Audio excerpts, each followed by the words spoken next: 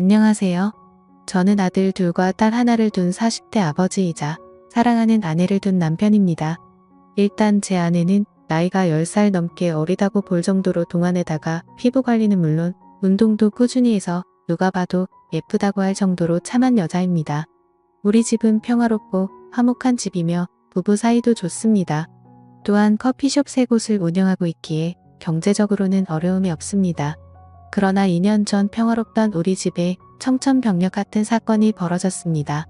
그건 바로 아내가 신내림을 받게 되었던 거죠. 신내림을 받기 전에는 여러 사소한 사고들이 있었습니다.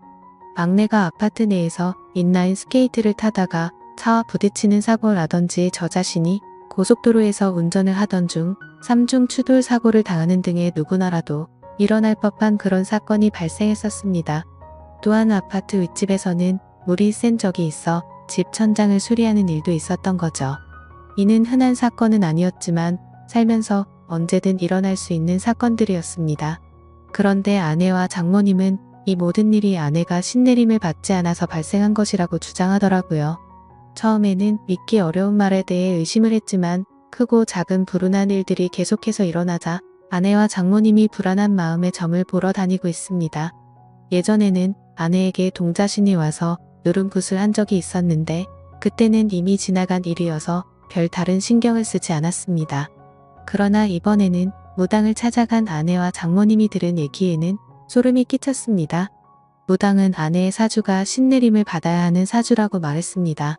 아내의 사주에는 원진살, 상문살, 형살, 백호살 등 흉한 부분이 많아 영매를 해야 하는 사주로 판단했다고 합니다.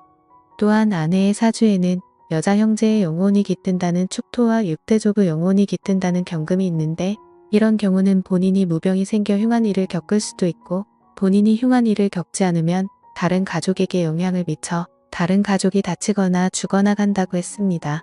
무당은 신내림을 받아야 하는 사주를 가진 사람이 신내림을 받지 않는다면 신을 부정하고 노하게 만드는 일이라며 그로 인해 좋은 신이 악하게 변해 주변 사람을 치고 다닌다고 설명했습니다. 따라서 신내림을 받을 때까지 불운한 상황을 계속 당하게 되고 사람이 죽어나가는 것이라고 말했습니다. 우리가 몇 개월 사이에 이런 사고를 겪은 것도 다 이런 이유 때문이라며 끝까지 신내림을 받지 않고 버티면 이것은 단지 시작에 불과하며 앞으로 다가올 큰 일을 감당할 수 없을 것이라고 강조했습니다. 그러나 신을 받아들이고 인정하면 현재의 가정이 깨지지 않고 신을 모시며 일상생활이 계속 가능하다고 말했습니다. 그렇지 않으면 앞으로 무슨 일이 일어날지는 아무도 모른다고요. 처음에는 말도 안 되는 소리라고 했지만 듣고 보니 마음이 흔들렸습니다. 그리고 무엇보다 나중에 안 좋은 일이 계속 닥친다면 지금 이 얘기를 듣고 그냥 웃으면서 제 자신이 너무나 원망스러울 것 같았습니다. 말도 안 되는 미신이다. 그럴 리가 없다. 사람 앞 일은 자기 하기 나름이다. 수도 없이 생각했지만 문득 아무리 노력해도 풀리지 않았던 일들이 떠오르면서 어쩌면 그게 운명이고 그들이 말하는 사주팔자일지도 모른다는 생각이 들더군요. 제가 선뜻 결정을 내리지 못하자 장모님이 그러시더군요. 무당 말 무시해서는 안 된다고요. 아무리 그 사람들 말이 믿어지지 않아도 그 사람들은 접신한 사람들이라고 영적인 존재를 부정할 수도 없는 일이라고 했습니다. 쉬운 선택은 아니겠지만 결국 한 번은 거쳐가야 할 일 아니겠냐고요. 신내림을 받고 산속으로 들어가서 무당이 되려는 것도 아니고 가정 깨지지 않고 일상적인 생활이 가능하다고 하니 한 번만 믿고 내림굿을 받아보자고 했습니다. 물이 엎질러진 후에는 후회해도 소용없는 일이라고요. 들어보니 장모님 말씀도 완전하게 틀린 말씀은 아니다 싶었습니다. 그게 사실이든 아니든 일단은 안 좋은 일이 생길 수 있다니 그것 맞고 보자 싶었지요. 그래서 저는 신내림은 어떻게 하면 되는지 비용은 얼마나 드는지 알아보기 위해서 아내와 함께 직접 신내림을 해준다는 무당을 찾아갔습니다. 생각했던 것과는 달리 무당은 남자더군요. 장모님과 아내한테 얘기 들었다고 어떻게 신내림을 하면 되는지 물었죠. 그랬더니 그 남자 무당이 말하길 신내림은 아주 신중하고 조심스러운 거야. 신내림을 조금이라도 의심하거나 말도 안 되는 소리라고 하면 부정 타서 잡기가 붙을 수 있으니까 지금부터 영접할 때까지 무조건 입조심 몸조심해. 몸조심을 하라는 것은 두 가지 의미를 가지고 있어. 하나는 몸이 상처가 나지 않도록 조심하라는 것, 하나는 몸을 정갈하게 하라는 것. 신내림 날짜가 정해지면 부부관계는 절대 하지마. 신이 오시려다가 부정이라고 그냥 가버릴 수 있어. 그리고 신내림 굿은 날짜 잡힌다고 바로 할 수 있는 게 아니야. 허주 굿을 먼저 하고 옳은 신이면 받아들이고 옳지 않은 신이면 떨쳐내고 다시 올바른 신을 받아야 하는데 허주 굿은 한번 진행할 때마다 그리고 내림 굿을 하는 데는 1,500만 원이 될 거야. 하더군요. 허주 굿이 뭔지 내림이 뭔지 모르겠지만 일단은 알겠다고 빨리 진행시키고 싶다고 했습니다. 그러면 허주 비용 먼저 선입금 시키고 한 달 후에 몸도 마음도 정갈하게 해서 그때 보자고 하더군요. 저는 무당이 하라는 대로 돈을 입금시킨 후 한 달 동안 부부관계도 하지 않고 신내림하는 날짜만 기다렸습니다. 빨리 끝나고 일상으로 돌아가고 싶었습니다. 그렇게 한 달 후 허주 굿이라는 걸 시작했습니다. 허주 굿은 비공개로 진행되며 기도를 하고 싶으면 건물 밖에서 기도를 드리고 절대 안으로는 들어오지 말라고 하더군요. 사람들이 들락거리면 신들이 편하게 출입하지 못한다고요. 저는 알겠다고 하고 차에서 기다렸고 장모님은 그 땅 바로 앞에서 돗자리를 깔고 기도를 올렸습니다. 아내는 평상복이 아닌 하얀 한복 같은 것으로 갈아입고 허주 굿을 하러 들어갔는데 3시간이 걸려도 안에서 나올 생각은 않는 겁니다. 그래서 장모님한테 가서 왜 이렇게 안 나오냐고 원래 이렇게 오래 걸리는 거냐고 했죠. 그랬더니 그때 상황에 따라 다르지 않겠냐며 아무래도 일이 잘 안 풀리는 것 같다고 장모님은 더 열심히 기도를 올리셨습니다. 저는 도대체 저 안에서 무슨 일이 일어나는지 궁금했습니다. 어떤 때는 방울 소리 같은 것이 요란하게 났다가 어떤 때는 주문을 외우는 듯한 소리가 들렸다가 또 갑자기 조용해지기도 하길래 그 안에 한번 들여다보려고 하다가 관뒀습니다. 혹시나 저 때문에 부정 탔다고 할까 봐서요. 저는 굿이 끝나기만을 기다리며 차에 앉아 있었죠. 그렇게 굿을 시작한 지 5시간쯤 지났을까? 아내가 기진 맥진한 듯 나오더군요. 그런데 그 무당이 아내한테 물을 뿌렸는지 아내가 물에 들어간 것인지 온몸이 흠뻑 젖어 있었고 아내 몸매는 보기 민망할 정도로 겉으로 드러나 있었습니다. 저는 아내가 그러고 있는 게 민망해서 왜 이렇게 옷이 젖어 있냐고 했더니 신이 잘 오지 않는다면서 그 무당이 계속 물을 뿌렸다고 하더군요. 그도 참 별나게 한다 싶었습니다. 저는 일단 아내 보고 차에 들어가 있으라고 말하며 차로 보내고 그 남자 무당을 만나러 갔습니다. 어떻게 됐냐고 물었죠. 잘 끝났냐고요. 그랬더니 이 남자 무당이 혹시 오기 전에 부정 타는 짓 했냐고 묻더라고요. 저는 그런 적 없다고 말하자 오늘은 좋은 신이 오시지 않았다고 하더군요. 그래서 제가 무슨 소리냐고 시키는 대로 밟고 한 달간 부부관계도 안 했다고 무슨 부정이 탔느냐고 했죠. 그랬더니 그런 마음에서 부정이 탄 모양이라고 신을 부르는 나를 믿고 신이 오실 때까지 기다려야 되는데 아무래도 신이 오시지 않을 거라는 의심을 한 것 같다면서 허주 굿을 한 번 더 해야겠다고 하는 겁니다. 그러면 다시 비용을 800만 원 내야 하냐고 따지듯이 물었더니 선심 쓰듯이 원래는 800만 원인데 어느 정도 진행이 되었으니 500에 해주겠다고 하더군요. 다른 방안이 없다 보니 일단 저는 알겠다고 하고 아내를 데리고 집으로 왔습니다. 집에 도착해서 아내에게 물었죠. 도대체 안에서 무슨 일이 있었냐고. 제대로 한 것 맞냐고 했더니 아내는 무당이 했던 말대로 신을 불러내는 허주 굿이라는 것을 했다고 했습니다. 맨 처음에는 무당이 방울과 부채를 막 흔들면서 주문을 외우더라고 하더군요. 그러더니 그 제자리에서 막 뛰면서 아내한테도 같이 뛰라고 했다더군요. 아내도 무당이 시키는 대로 막 뛰었는데 아무리 뛰어도 그만 뛰란 말을 안 해서 뛰다가 힘이 들어서 뛰는 것을 멈추고 숨을 헥헥 거리며 있었습니다. 그랬더니 무당이 오셨느냐고 묻더랍니다. 그래서 그냥 힘이 들어서 잠깐 숨 고르고 있는 거라고 했더니 더 뛰라고 했다더군요. 그래서 다시 뛰기 시작했는데 이번에도 한참을 뛰었는데 그만 뛰라는 말을 안 해서 또 뛰는 것을 멈추고 쪼그리고 앉아서 있었더니 느낌이 왔냐고 오셨냐고 또 묻더랍니다.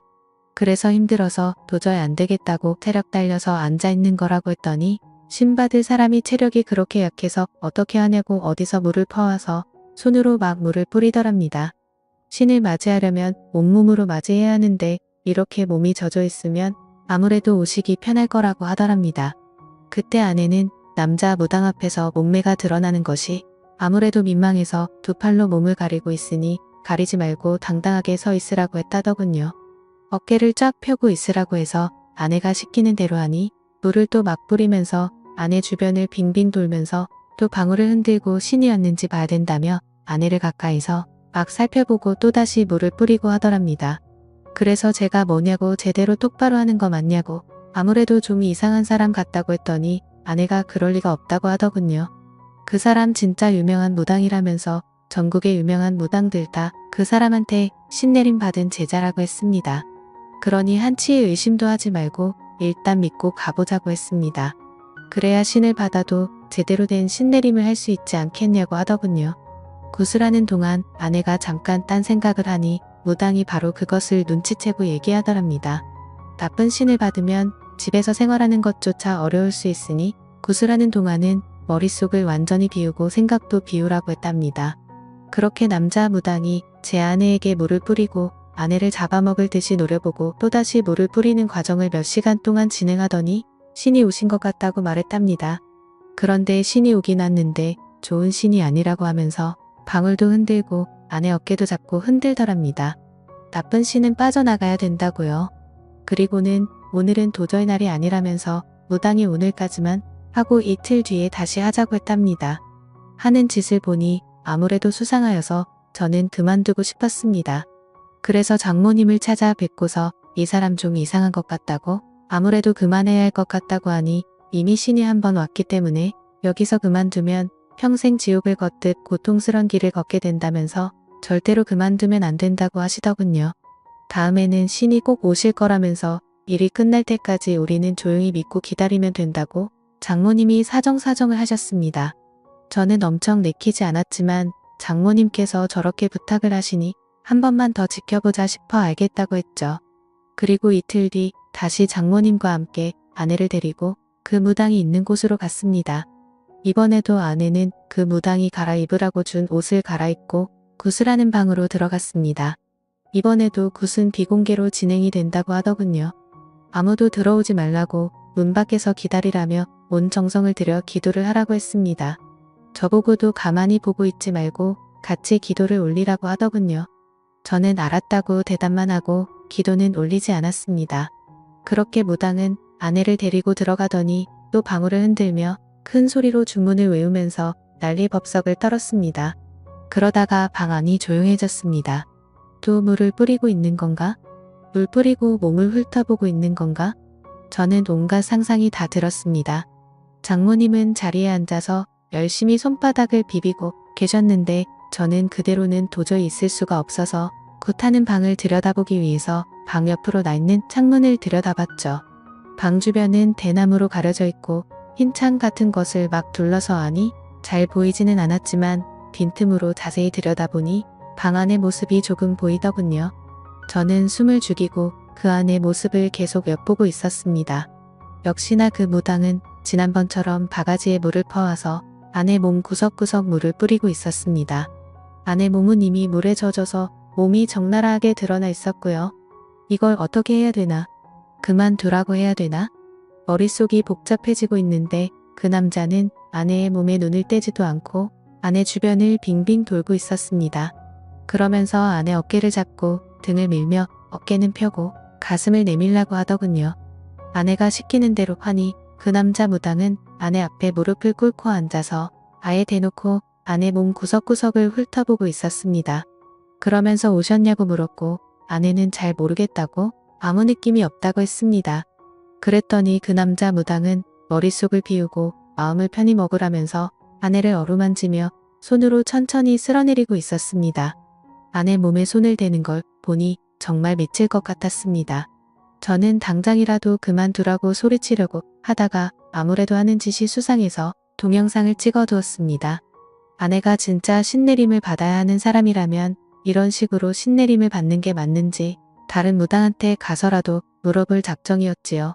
저는 잘 보이지도 않는 방 안으로 휴대폰 카메라를 켜서 동영상을 찍고 있는데 갑자기 아내가 꺄 소리를 질렀습니다.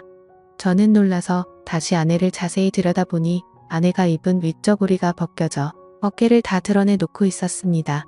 그리고는 그 무당은 아내의 어깨 위에 다시 물을 뿌리기 시작하더군요. 그러면서 그 무당은 아내가 입고 있는 한복 치마, 저고리의 매듭을 확 풀었습니다. 아내는 너무 놀라서 또 소리를 질렀고 동시에 치마는 흘러내려 버렸죠. 그 순간 너무 열이받아서 창문을 열고 욕을 했습니다. 하지만 창문은 안에서 잠겨져 있어서 열리지가 않더라고요. 저는 주변에 떨어져 있는 큰 돌멩이를 하나 주워 창문을 깨고 창문 안으로 들어갔습니다. 당장 떨어지라고 소리를 질러버렸고 한바탕 난리가 났습니다. 그리고 먼저 나간 아내도 장모님과 옥신각신하며 밖에서 울고불고 난리가 났더군요. 장모님은 그러면 안 된다고 큰 화를 입게 된다고 저보고 참으라고 했습니다. 저는 생전 처음으로 장모님한테도 소리를 지르며 장모님도 그만하시라고 빨리 차에나 타시라고 했죠.